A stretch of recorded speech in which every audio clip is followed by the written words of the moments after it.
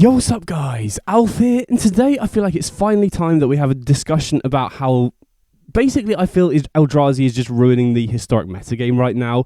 Now, I've been thinking about making this kind of rant video for a little while now, but I wanted to give the format a few weeks to breathe just to see if there are any evolutions, any new decks that change things, because obviously Eldrazi Temple has been out for a while now, which I feel was the catalyst to historic getting to the point it is right now. But honestly, over the past few weeks, even though I have seen a few new decks and a few possible things that might work, my general feeling on the landscape of historic hasn't really changed, and honestly I feel like this is the worst format that we've had in historic for a while, even worse than the Sorin format we had before. And that kind of brings me on to the reason I wanted to make this video. Normally, there's been times in the past where historic is a pretty bad format, but I haven't wanted to make a video about it just because, I can go and play other formats if it is bad. It's not really that big of an issue for me. But the biggest issue right now is that we do have an upcoming historic qualifier. And for me, as someone who predominantly plays historic and loves the format, these qualifiers are really, really exciting for me. And it's basically the only opportunity for people who do play historic competitively to get like a big event, if that makes sense. And the last historic qualifier we had was right in the middle of the Sorin dominated format, right? And that I felt like that was a really bad format to play for a number of reasons. You can go back and watch my video I made a few months ago complaining about the Sorin format if you're interested in that. And honestly, I feel like this format with Eldrazi is even worse than that. And we have an upcoming qualifier in November. So the point of me making this video is to hopefully get it onto someone at Wizards maybe to look at it beforehand, because if the format doesn't change and it is what it is currently for the qualifier, I think the gameplay is going to be really bad, and I'll explain why as we get on later in the video. But first of all, I just want to talk about how we got here. So, as I said, last qualifier was during Sorin format. I complained about how broken it was, and Sorin eventually ended up getting banned. But before Sorin did end up getting banned, we got Edge of Eternities, which released Eldrazi Temple into the format. And when Eldrazi Temple came out, Sorin, which was the dominating deck before, basically became tier 2 because of how powerful Eldrazi is. So that should just show you the crazy power level that the deck has. And I think the main reason why Eldrazi just feels to me like it is just a step above everything else in the format in terms of fair decks is because of this philosophy that Wizards have got of preventing fast mana. But what they mean by this is they don't want generic fast mana in the format. Stuff like Ancient Tomb obviously pre-banned, stuff like Chromox pre-banned. And I agree with this. I think this is a really good philosophy when they already have Timeless, right? You have Timeless, which is somewhere where you can play the most degenerate broken fast mana cards, and then you've got Historic, which is still a very high power level format, but it's not consistently killing on turn 1, 2, or 3. Obviously, Historic does have turn 3 kills, but I think keeping the format slightly slower to differentiate the two formats is a really good idea. But the issue is that Wizards seem to be fine with fast mana as long as it's conditional. And the first one that we saw of this was Ugin's Labyrinth in Modern Horizons 3. And honestly, I was a little surprised when they didn't pre-ban this one, but I wasn't totally against it because I do think the deck building restriction on this is fairly restrictive, right? I think prior to the release of Eldrazi Temple, the only top tier deck that was running Ugin's Labyrinth was Eldrazi, right? And I think that was a fairly balanced deck, right? It was very resilient, as we'll talk about later, and had a lot of ways to win, had a lot of different threats and stuff, but it wasn't super fast and it wasn't super consistent either compared to the build we've got at the moment because, the only real fast mana that you had that was difficult to interact with was Utopia Sprawl and Ugin's Labyrinth, which requires imprinting. So there was an element of inconsistency to the deck compared to what we've got at the moment. And overall, I thought it was a fine power level. The issue was that then they released Eldrazi Temple. And again, they allowed it because it's conditional. You can only run this in Eldrazi decks. And if these two cards had been released separately from each other in, different formats, I would be fine with it, I think. But the fact they've released 2 bits of fast mana and denied every other deck fast mana when both of these only go in the same deck just makes it feel like Eldrazi is like playing a different format a lot of the time in Historic. I just think the power level is too high. Now, obviously, as I was comparing Eldrazi to Sorin, it's difficult to say what Historic would look like now if Eldrazi Temple had been pre-banned, because obviously we've had, with the Arena Anthologies, a bunch of really powerful cards been added since then, Delphi Voidwalker, Exploration, Crop Rotation recently, so there's potentially a chance that Sorin may have been power crept by something else, but the fact that we don't know that because of how dominant Eldrazi has been shows that deck has been so overbearing in my opinion so far. So next up, I want to have a look at how Eldrazi differs from conventional ramp decks that we've had in Historic in the past, because obviously ramp has been around in Historic for a really long time, and there have been instances where a deck like Mono Green Devotion has been the best deck in the format, but I think largely the archetype has been kept in check for a couple of reasons. So first of all, traditionally, the ramp has been very easy to interact with, right? If we look at Mono Green Devotion, for example, they usually rely on Mana Dorks or Utopia Sprawl to ramp, so a valid way of interacting with them and slowing them down was killing their Mana Dorks, killing their Utopia Sprawl with something like a Fragment Reality or a Prismatic Ending, and then that would often leave them in situations where they would have expensive cards in hand and not enough mana to cast them because they were reliant on their early acceleration in order to get there. And then second of all, I think the second thing that was really holding ramp decks back in the past is that it's difficult to justify running a lot of interaction in the deck because, obviously ramp decks are built up of acceleration and payoffs, and if you dilute either of those to run interaction, it just makes the proactive game plan of the deck less consistent, right? If you replace your acceleration, you're going to end up in more situations where you have to mulligan because you don't have enough acceleration to cast your top end. And if you replace your top end with interaction, then you're going to end up in situations where you have a lot of mana, but not much to do with it because you have a piece of spot removal in hand, as opposed to an expensive proactive card that's actually going to win you the game, which naturally makes those sorts of decks very weak to decks like Izzet Wizards and Boros Auras that are faster than you and demand interaction in order to break that symmetry, if that makes sense.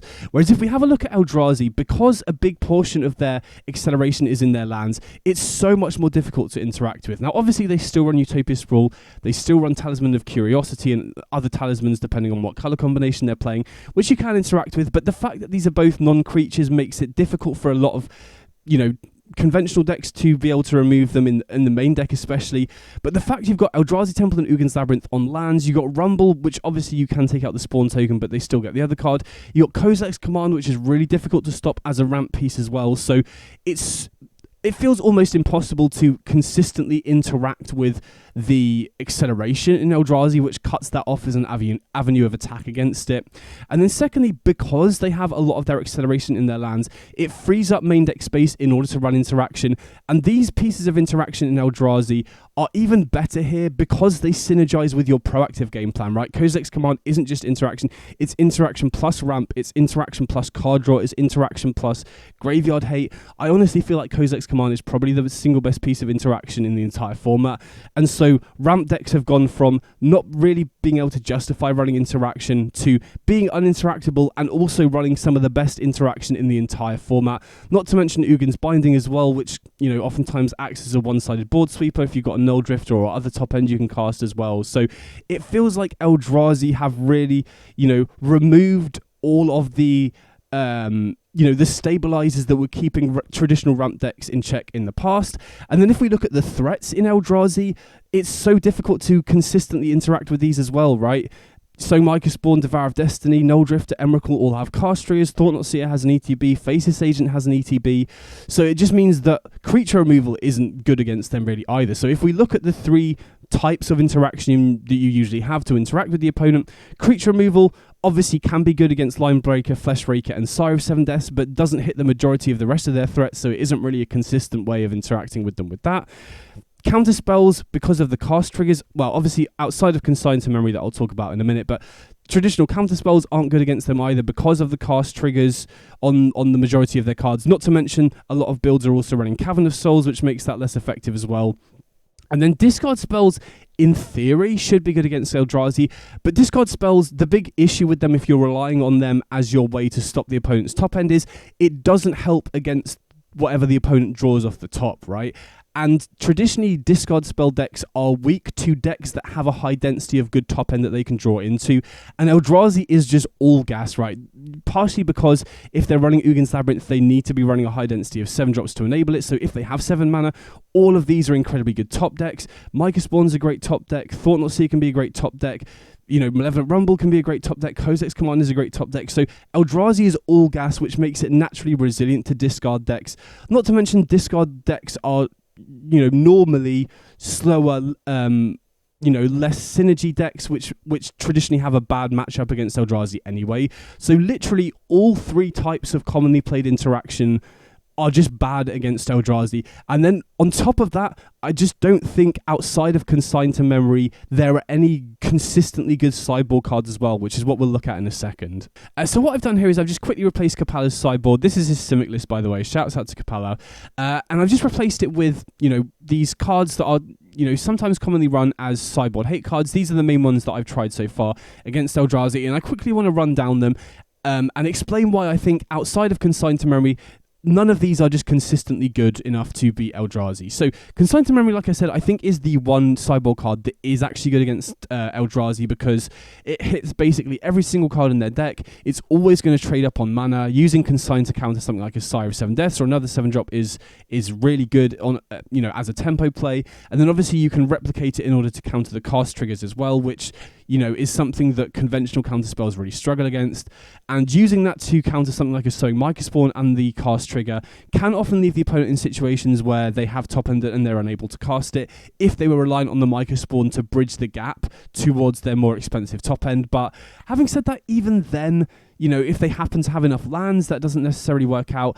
At best, it's still a 1-for-1, even if you are trading up on mana. And obviously some builds are running Cavern of Souls as well, which means that it's not even a 1-for-1 if you're just using it to counter the cast trigger, for example. So I do think Consign to Memory is a good card in the matchup, and especially in decks that can pair it with a fast clock or a strong proactive game plan, it's great. So Affinity and Simic Mirrors can really take good advantage of this. But it is a bit of an issue that what I consider to be the only good sideboard card against Eldrazi still has a number of caveats. Then we've got Alpine Moon, which I don't like because it's basically just a guessing game, right? If you name Eldrazi Temple and they have Labyrinth, it doesn't work. If you name Ugin's Labyrinth and they have Eldrazi Temple, it doesn't work either.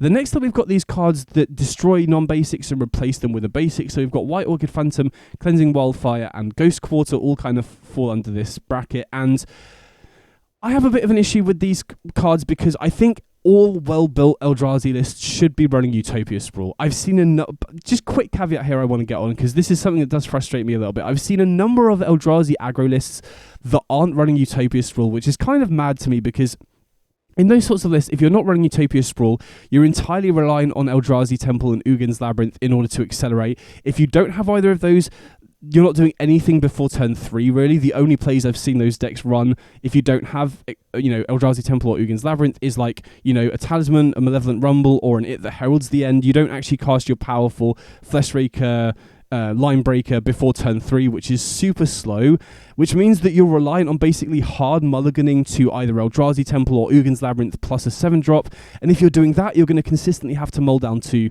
5, sometimes 4, which is a nightmare. And then on top of that, most aggro builds don't want to be running a lot of 7-drops because it makes the curve really high, which makes Ugin's Labyrinth even less consistent, which means you're going to have to mulligan even lower in order to have acceleration. So I think you should absolutely be running Utopia Sprawl in even aggro builds. And I think by the time we get to the qualifier, people are going to figure that out. You can't run aggressive builds just reliant on Eldrazi Temple and Ugin's Labyrinth. And if people do figure that out and they do run Utopia Sprawl in every build of Eldrazi, which I do think is correct, then these sorts of effects just aren't very effective, because they're not going to run the opponent out of basics. If the opponent is running Utopia Sprawl, they're going to have access to both of their main colours and wastes to give access to colourless as well. So you're not even really able to cut them off, colourless or coloured mana, really, if that makes sense.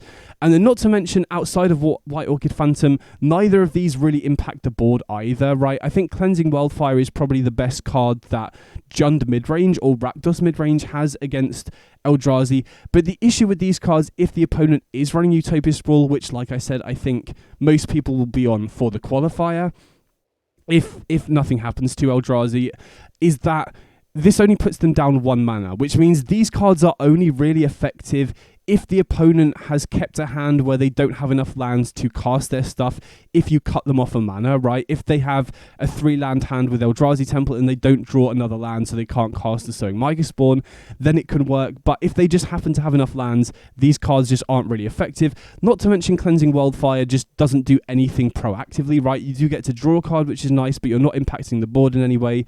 White Orchid Phantom does get on the board, but Whether that will actually make a big enough difference to close out the game is something else. And then Ghost Quarter, you just can't really activate this early unless you have like Exploration into Ice Till on turn 2, for example. So this isn't really quick enough either. So I think in Historic, where I personally believe Utopia Sprawl should be run in every single build of Eldrazi, I mean, obviously, you don't necessarily have to run Utopia Sprawl itself. There could be reasons to run Exploration or maybe, Ignoble Hierarch or Mana Dorks instead, but I think you can build a mana base to support Utopia Sprawl, even in aggro builds, fairly consistently. And if everyone is on Utopia Sprawl, these aren't particularly good, so I don't think these will be great.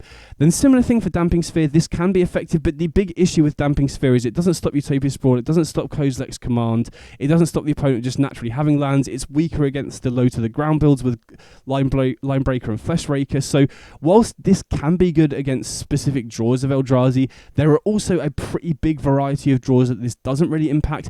But the biggest issue with Damping Sphere, similar to Cleansing Wildfire, is you're taking your turn 2 off. You're slowing yourself down to slow the opponent down, which doesn't really feel great when there are a number of draws that just can play around Damping Sphere fairly effectively. Not to mention the opponent can obviously remove this as well. And we've got Angel of Eternal Dawn, which is kind of similar to Damping Sphere in a way, but it does come on a body, which is nice. But the issue with this is that not many decks can run it. Similar to Stone Rain that I'll talk about in a second, I feel like you need to be able to cast this on turn 2 for it to be effective, and just not many decks can really do that. So, plus I don't think it naturally fits very well into many decks. There just aren't Selesnya decks that can play this on turn 2 very consistently, so I think this isn't great. Same sort of thing with Stone Rain as well. This is much better than Cleansing Wildfire and White Orchid Phantom effects, because it cuts them off 2 mana, which is a significantly big difference, not only because it takes them longer to recover, but also because cutting them off 2 mana is much more likely to leave them in situations, as I discussed earlier, where they just don't have enough lands to cast what they have, right? Cutting them off 2 mana is going to leave them in situations like that way more consistently than something like a Cleansing Wildfire is. But the big issue with Stone Rain is that you have to be able to cast it on turn 2 for it to be quick enough, and the only deck that can consistently do that right now is Eldrazi. So ironically, the only deck that can really utilize this is Gruul Eldrazi right now, or the only top tier deck anyway. Then, like I said, I've kind of briefly mentioned this before, this kind of represents discard spells in general. As I've said, unless you're pairing discard with a combo, I don't think it's very effective, because discard spells are weak to the opponent drawing well, and like I said, Eldrazi has a ton of ways to draw out of stuff.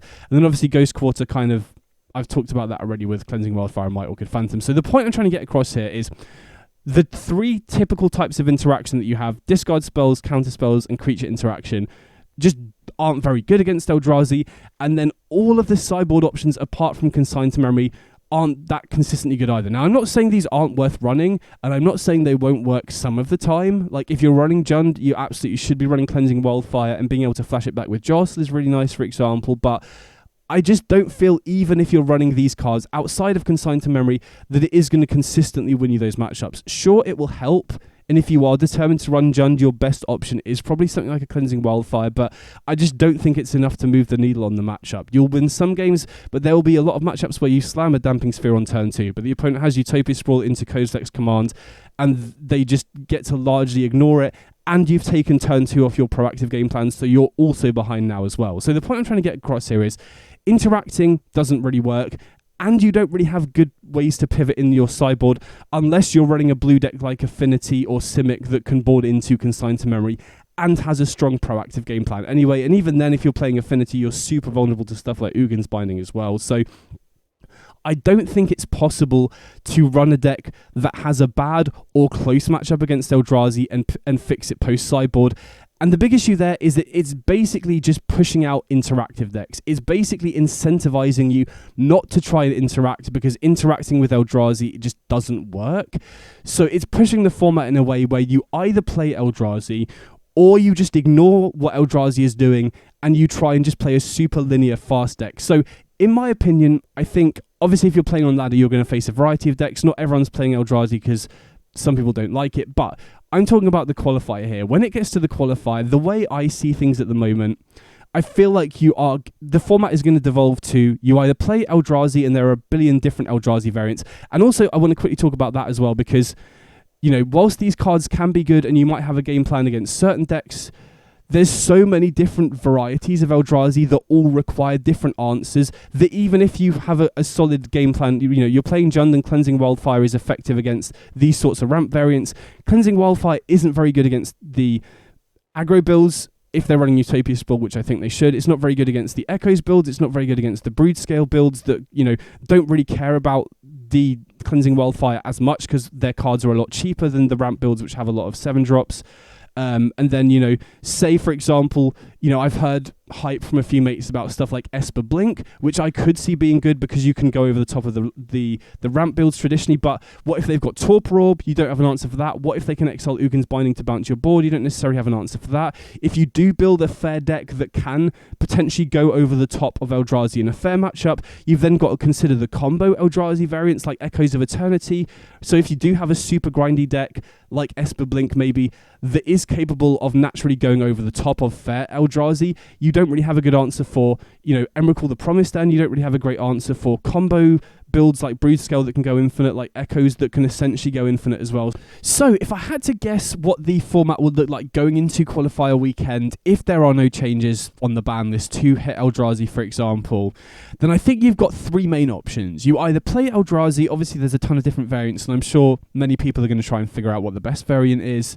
Or if you're not playing Eldrazi, I think the only way of winning in this metagame is just ignoring Eldrazi and trying to race, just trying to do your thing as fast and consistently as possible. And I think the 2 best ways to do that are either to play a fast aggro deck like Is It Wizards or Boros Auras, or maybe Boros Energy, although that's a little bit, that is a deck that trades speed for interaction and speed for resilience, which I'm not sure is the best idea in the current format. Could be wrong. I'm sure there's probably a good energy variant if you just focus a little bit more on speed. And if you're not running aggro, I think the only other option is just linear fast combo. So I think Lotus Field is probably the best one, but you've obviously got Val combo, you got Shifting Woodland, there's a few other combo decks. Obviously I made a video on Team of Battlecry recently, which is another potential option as well. But I think the issue with that is that if that is the format, which if nothing really changes in terms of new set releases or ban list changes, I'm fairly confident that's what the format would look like going into a qualifier weekend when everyone is just trying to optimize. And honestly, if that is the rock, paper, scissors, Eldrazi versus fast aggro versus fast combo, every single matchup you could pair into there seems like really bad gameplay to me, right? Eldrazi mirror matches I've played a lot of. Ramp mirror matches in general have felt pretty terrible in the past. Now, obviously, there is some interaction in between these, so it's not just the case of who has the better start, but for the most part it is, right? Whoever wins the die roll has a really big factor. Whoever just has the faster ramp start has a really big factor, and especially when Eldrazi can naturally take out the opponent's lands, whoever kicks the first sowing Micah Spawn, whoever gets their World Breakers down earlier, generally has a big advantage. So it does genuinely feel like just whoever has the better start typically ends up winning that matchup, and it feels even worse than ramp mirrors in the past because of the ability to remove the opponent's lands, which just feels just game winning, right? It's such a big chokehold to be on the play, then kick a Micah Spawn and cut the opponent off an Eldrazi Temple, then play a 7-drop. There's basically no recovering from that. So I think the Eldrazi mirror matches are pretty miserable to play. Then if you've got linear combo versus linear combo, that's just going to be 2 ships passing in the night. It's basically just going to be like playing best of 1 but in best of 3, which I think is pretty terrible gameplay there as well.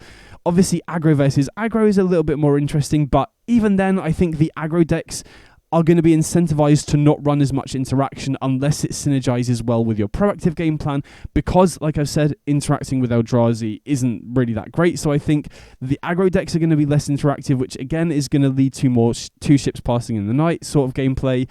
And then if you've got Eldrazi versus combo, or aggro versus combo, or Eldrazi versus aggro, that is just going to be racing and hoping to draw your sideboard cards if you're not playing the combo deck, essentially, which again, that's probably the most acceptable out of the 3 in terms of gameplay, but even then that's really not that great. So honestly, I just really hope the format for the qualifier, either we get a new set that really changes things, or they take action against Eldrazi, because if they don't, I see that as the format, and that sounds really terrible to me. Very little interaction, very little player agency in my opinion.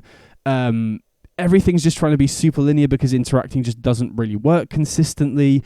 You're gonna you can build your deck to fight one build of Eldrazi, but then you're really struggling against the other variants. It just seems like there's very little agency, and everything is just going to be trying to race as fast as possible, which just doesn't sound really fun. And I'm really hoping that we don't get 2 dud qualifiers in a row. You know, let me remind you, the last qualifier, I think it was, I can't remember off the top of my head, but it was something like 7 out of the 12 decks that qualified were all Sorin. And honestly, this format seems even worse than that. So in terms of what I think would fix the format, honestly, just hit Eldrazi Temple. Just this card is the entire big reason, because I don't think it's an issue having a deck like this that has a variety of ways to win and that is really difficult to interact with if it's not incredibly fast, if it's not the only deck in the format that has the only 2 pieces of unconditional ramp. Because if we look at what Eldrazi was pre-Eldrazi Temple, there aren't really many additions here, right? All of these cards were legal before the release of Eldrazi Temple, and the deck was fine, right? The deck was a step below Sorin, which is already out of the format and has already been power crept out of the format because of Eldrazi Temple. Now, I know they don't ban cards in Historic. I think an Eldrazi Temple ban would definitely be the most elegant or the most easy solution to this, but, you know, if you're determined to just nerf it, maybe have it entering tapped is enough to make the deck just that much slower. And I think that's the big issue, right? Like I said, I don't have an issue with the deck being resilient, having a bunch of different ways to win, running some very generically powerful cards, but it can't be very fast and very consistent. And having the only 2 pieces of fast mana in the format is just making the deck a step above everything else in terms of speed and consistency, and then the deck is just naturally resilient to interaction as well. So I think getting rid of Eldrazi Temple would just do wonders for the format. I think getting rid of this would still make Eldrazi a playable deck. You know, maybe if it is tapped, it would be a little bit, you know, because we obviously have had other cards added to the format which has increased the overall power level. But if you take Eldrazi Temple out of the format, then interactive decks become more viable, because you still likely have a bad Eldrazi matchup, but it's not as fast, it's not as consistent, and therefore it's not as popular, which then opens the door up for interactive decks to come back in the format, which then means that, you know, linear combo decks and linear aggro are still viable, but they're more kept in check by the interactive decks. Then there's a chance that control could maybe come back in the format, because control is, like traditional control at the very least, has just been unplayable for such a long time now. So I just think that reducing the power level and consistency of this Eldrazi deck will do wonders and just allow the interactive decks back in, which in my opinion would just drastically improve the format. So that's my real hope. If this does get to the eyes of Wizards, I would love for them to take some action against Eldrazi Temple before the qualifier. And I feel like it would just make the format so much more diverse, get Historic back to that great format where there's still obviously tier 1 decks, but there's such a big variety of tier 2 and tier 3 viable decks that you can still run. Because right now, like I said, I feel like when people really start ditching their brews and trying to figure out what the best decks are in Historic, if no action is taken, it will be Eldrazi versus decks that ignore Eldrazi, and that just seems like really horrendous gameplay. So that's basically what I wanted to talk about, just my worry that the format will devolve into Eldrazi versus linear combo versus linear aggro, with both, you know, everyone being incentivized not to run interaction because it doesn't work very well against Eldrazi, which will just lead to very uninteractive, very high variance, very linear games, which just, you know, it basically feels like best of 1 in best of 3, which a lot of players play best of 3 to avoid that kind of 2 ships passing in the night, high variance gameplay. And I really worry having that format for a qualifier after the last qualifier where Sorin just absolutely wiped the floor with everyone is a real concern to me, especially when I'm someone who loves Historic and plays pretty much exclusively that format right now. I really, really would like them to hopefully fix it before the qualifier. Now, again, I don't want to be too doom and gloom. I would absolutely love to be proven wrong. If new innovations can change the format before then, if new releases can change the format before then, I would absolutely love it. But I just feel like taking Temple out of the format would open up the format for interactive decks and really just increase the format diversity and make the gameplay more interesting, which is my main concern. Let me know in the comments what you think. I know a lot of people have been complaining about this deck, and in my opinion, rightly so. Let me know if you think I'm wrong, if you think there are decks around that can potentially change that dynamic. Definitely let me know. But either way, I hope you enjoyed the video, and I'll catch you on the next one. Big up.